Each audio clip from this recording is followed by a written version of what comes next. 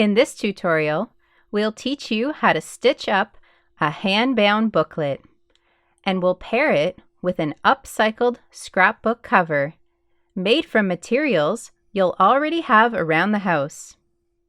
We'll use rubber bands to assemble all the pieces together, and you'll even have a handy spot to store your favorite writing tool.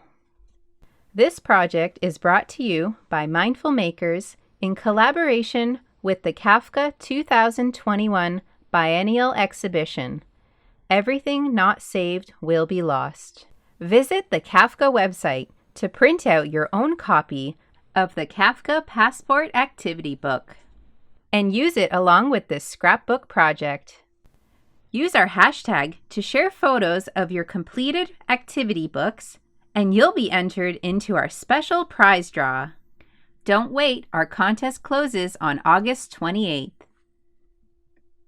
For this project, you will need a piece of cardboard, blank or printed booklet sheets, collage materials, a ruler, a pair of scissors, a glue stick, a pencil, 2 paper clips, some rubber bands, a push pin, a spool of sewing thread, and a needle. We'll begin this project by preparing our pages for binding. So grab your stack of pages, and we're going to fold them in half like a hamburger. It's best to fold one sheet at a time so you get the most accurate results. Once you've folded your sheet and given it a nice crease, open it back up again and place it off to the side. After folding your second sheet, you can stack it on top of your first one. And repeat those steps until you've folded all of your booklet pages. In bookbinding, we call this set of pages a signature. We're using 10 sheets in this example. Next, we'll create a hole punching guide. So take a spare sheet of paper, and we're going to make some marks with a ruler and a pencil. Here I've already pre-measured them out, so you can follow my example of measuring 3/4 inches from both edges. Then you're going to move your ruler so the 0 is at that 3/4 inch mark, and then you can see that there should be 7 inches in between. So go ahead and mark every full inch increment.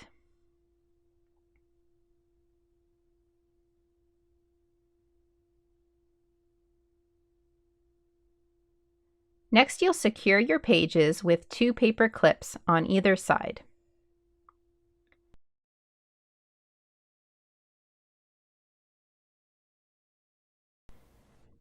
Grab a scrap of cardboard and place it underneath your stack of sheets. Take your push pin, and on those marks we've made, you'll punch through the whole stack of papers. Continue punching all of the holes on your punching guide. If you're finding it difficult to punch all the way through, you can try dividing your booklet in half and making sure you use the hole punching guide each time. Remove your hole punching guide sheet, and you can see all of your beautiful punched holes ready for stitching. To prepare your thread, you're going to remove about your wingspan's worth. So that's your arms outstretched like a bird. This should be enough thread to do your binding without running out. Then you're going to thread it onto a needle and double up your threads so that you have 2 tails. Then you want to tie a single knot at the end. To keep your pages aligned while stitching, put your paper clips back onto your stack of sheets. Flip your pages over and stand them up on the table so it looks like a little tent. We're going to insert our needle from the top of the tent on one of the outside holes. Then pass your needle through and pull on it until you have a short tail of thread hanging out at the top.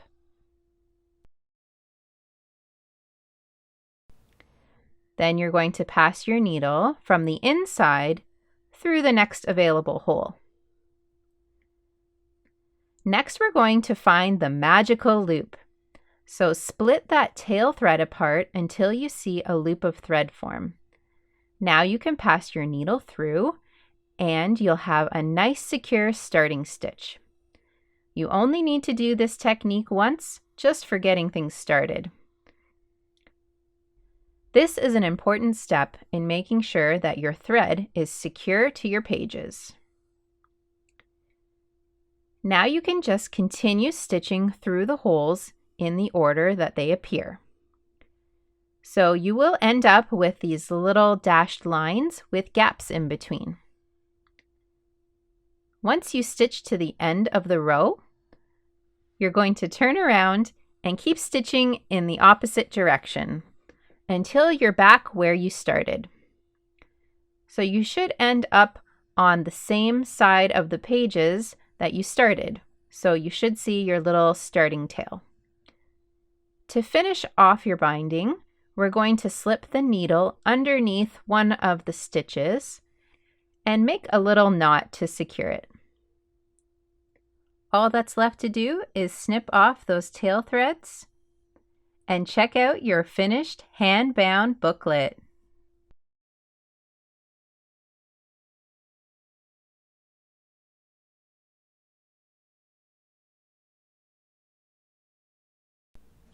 Great job, maker. Now we're ready for the next step. To create our cover, we're going to use a piece of cardboard measuring 9 by 12 inches. If you have the option, try to make it so the grain is running vertical, so the lines on your cardboard are running up and down. Next, we're going to make some marks to create the spine. So I'm using my ruler to measure 5 3/4 inches from the outside edges. So you should have 2 little lines in the middle, spaced about a 1/2 inch apart. Make sure you transfer those marks on the top and bottom of your book. Then you're going to line up your ruler, and you could use a tool like a pencil or your push pin to push hard and create a groove in your cardboard. So we want to create a scored line that breaks through the first layer of paper in the cardboard, which makes it a lot easier to bend. This part can be a little tricky, so just take your time and fiddle with it until you have a nice little spine formed, just like I have in the video. There's one more measurement we need to take, and that is to create a spot for our elastic closure to go. So we want to measure 4.5 inches on the short edge of your cover. Make a mark about a 1/2 inch away from the edge and use your pencil to poke all the way through the cardboard. Fantastic! Now we're ready for the fun part, decoration. Next, we're going to use our collage materials to completely wrap our cardboard cover.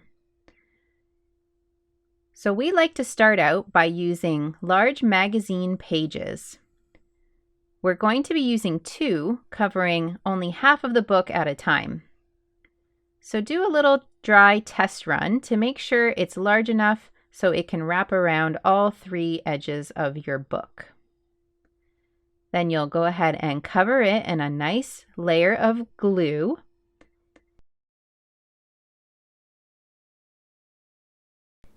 And get it lined up. Stick it down and turn it over. We're going to fold over those 3 edges, but before we do that, we want to trim away the corners. So grab your scissors and just roughly cut away about a 45-degree angle from the corner, leaving a little bit of material for wrapping.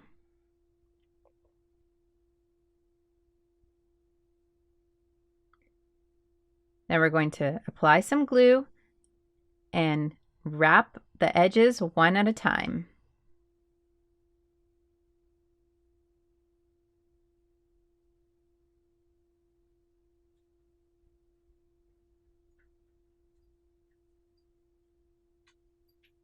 When you're covering the side that has the hole poked, make sure you go back and re-poke it right away so you don't lose that mark. Another material that works really well for wrapping is wrapping paper. We're going to be using a mix of old book pages and collected items like postcards and just random stuff that's ended up in our scrapbooking collection. So you can have a lot of fun creating your collages. Maybe you pick a theme, or maybe you're just inspired by what you find in your paper stash. You'll want to make sure you're covering both the inside and the outside of your cardboard cover.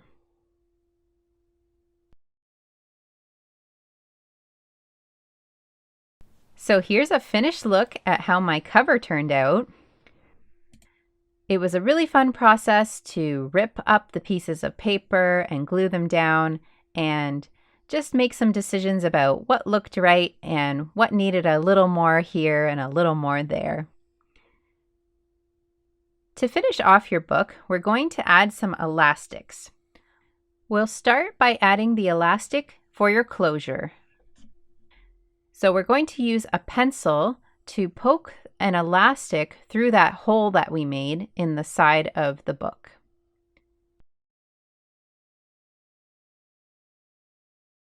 So feed the elastic through and pull it about halfway. Then feed one loop inside the other loop and give it a nice tug to cinch it down. Next, we're going to take an elastic and stretch it over the entire cover so it ends up inside that middle spine area. If you're going to be adding more than one booklet into your cover, go ahead and add a second elastic.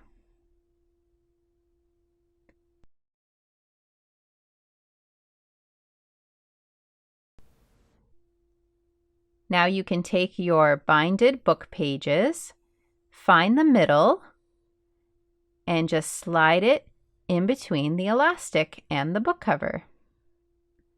And that's all you need to hold your pages inside the cover. How neat is that? You can use your second elastic to add more booklets. Then you can take your side closure and stretch it over your cover. And look, it makes a handy little spot to hold your favorite writing tool. We hope you've enjoyed crafting along with us and making your awesome, one-of-a-kind, upcycled scrapbook. And if you're looking for more hands-on projects, head on over to mindfulmakers.ca and shop our collection of DIY craft kits. Happy crafting!